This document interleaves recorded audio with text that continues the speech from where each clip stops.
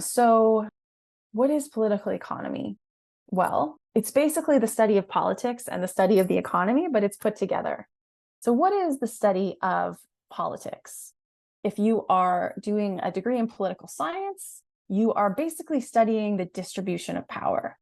And if you are studying economics, you're basically studying the economic problem, the study of how goods and services are produced and distributed.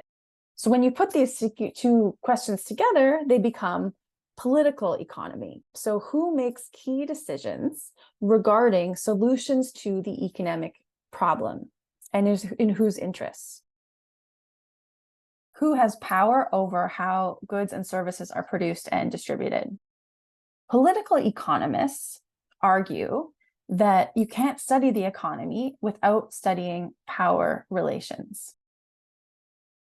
So, a few starting points of political economy. Political economists look at ownership and control of the economy, specifically the power of corporations in relation to the power of the government. So, they look at ownership of corporations and how that is actually a driving factor shaping social order and social change. That in recent years, corporate growth has become the primary focus as opposed to countries being driven by social welfare. And this brings into question, well, what is the role of the state? What's the role of the government? Is it now operating in the interest of corporate owners and, through lower corporate taxation, weak regulations, or is it actually serving the interests of the people? The political economy approach has been used to study all kinds of inequality and injustice. But today we are taking this framework and thinking about what it can illuminate about disaster specifically. One of the clearest examples of political economy in relation to disasters is the concept of disaster capitalism. It was coined in 2007 by Naomi Klein in her book, The Shock Doctrine.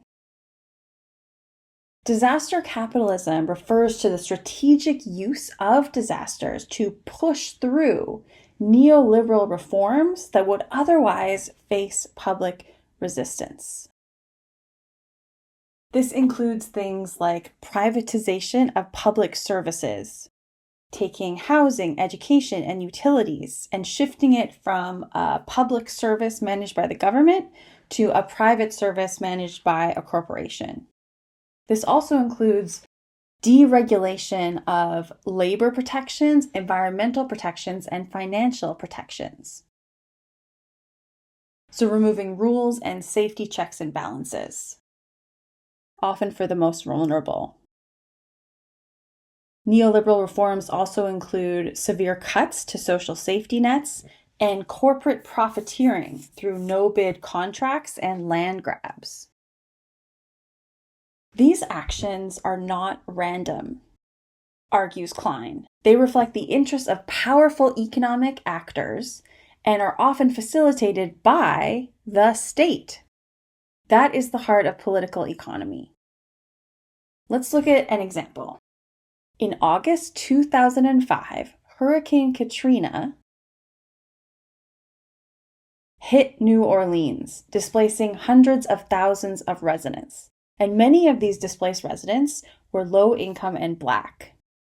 In the aftermath of this hurricane, Klein argues that federal and local officials implemented policies that aligned with neoliberal privatization, deregulation, and market-driven development. Or redevelopment, I should say. For example, public housing was demolished rather than repaired.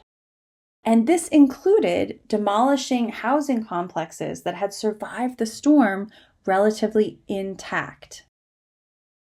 The U.S. Department of Housing and Urban Development replaced traditional public housing with mixed income developments managed by private firms. Thousands of former residents were permanently displaced.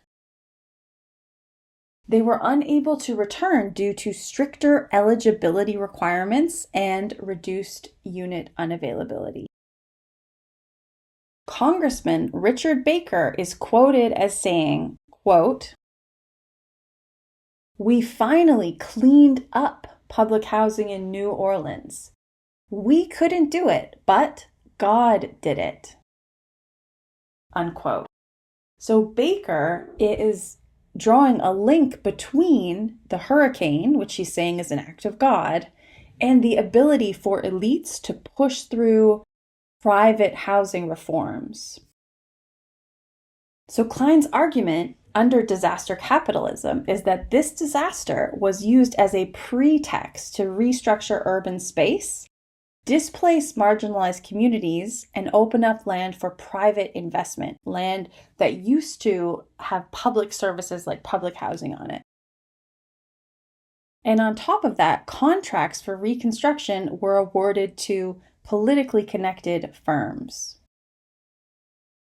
We saw racial segregation and land dispossession shape who was excluded from disaster recovery. And this same neoliberal logic was also applied to the New Orleans school system.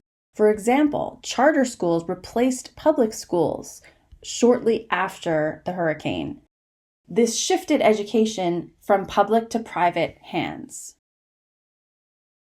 A political economy perspective allows us to see disasters in new ways, the causes and the consequences. And we're going to use political economy today to take a global lens to look at three theories I already mentioned: world systems theory, unequal ecological exchange theory, and treadmill of production theory.